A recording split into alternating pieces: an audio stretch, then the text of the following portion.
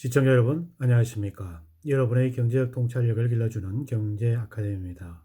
지금부터 오늘의 경제 아카데미 방송을 시작하겠습니다. 오늘은 2020년 10월 16일 매일신문 14면 오늘의 제목은 세입자 계약 갱신 청구권 행사 여부 집 매매할 때 계약서에 기재된다라는 제목을 가지고 살펴보도록 하겠습니다. 전세에 낀 집을 매매할 때 기존 세입자가 계약 갱신 청구권을 행사했는지 안 했는지, 아니면 포기한다는 의사를 밝혔는지 구체적인 내용을 계약서에 명시하게 하는 방안이 추진됩니다.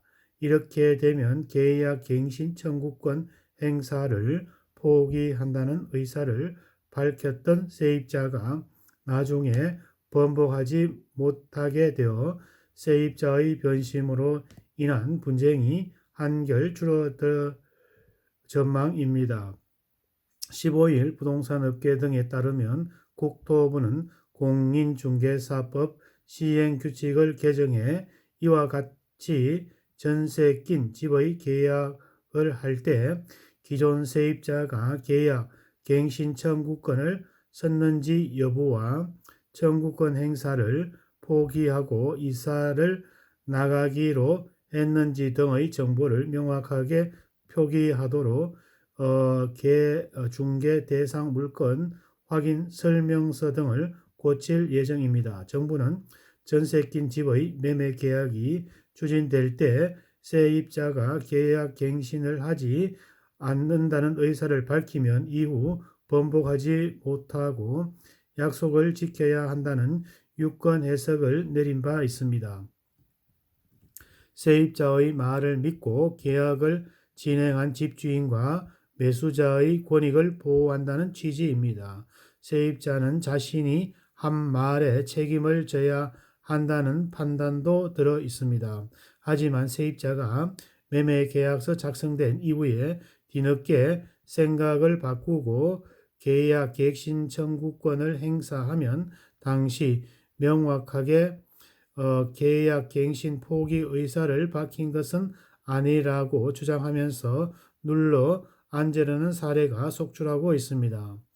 경제부처 수장인 홍남기 장관은 경기도 의왕 집 매매 계약도 세입자가 계약 체결 후 계약 갱신 청구권을 행사해 차질이 빚어지고 있는 것으로 전해졌습니다. 사실상 정부의 유권 해석대로라면 세입자가 청구권 행사를 하지 않겠다고 밝힌 이상 퇴거해 주어야 합니다. 하지만 이런 유권 해석에도 불구하고 세입자가 의사 표명을 어느 정도까지 해야 하는지 명확한 기준이 없어 한계가 있습니다. 세입자도 집주인이 집을 판다고 하니 일단 나갈 집을 찾아보겠다고 했을 뿐 계약 갱신 청구권 행사를 포기한 것이 아니었다라고 항변한 경우가 적지 않습니다.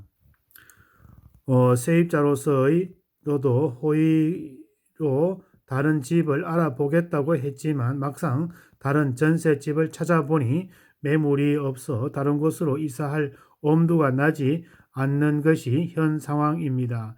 이에 세입자가 주택 매매 계약 등의 계약 갱신 청구권을 어떻게 할 것인지 명확하게 적게 하면 이와 같은 이견이나 갈등이 일어날 이유가 없어지게 되는 것입니다.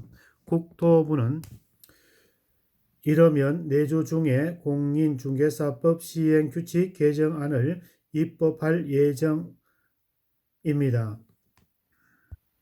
오늘은 세입자가 계약 갱신 청구권 행사 여부, 집 매매할 때 계약서에 기재된다는 제목을 가지고 살펴보았습니다. 국토부는 법 시행규칙 개정 추진, 집주인, 매수자의 권익 보호 취지, 변심으로 인한 분쟁 줄어들 것으로 예상되고 있습니다. 오늘은 세입자 계약, 갱신 청구권 행사 여부, 집 매매할 때 계약서에 게재된다는 내용을 가지고 살펴보았습니다. 오늘의 정보가 여러분의 발전에 도움이 되기를 기원합니다. 우리 경제아카데미 TV는 당신의 성공과 행복을 응원합니다. 지금까지 시청해 주신 시청자 여러분 감사합니다.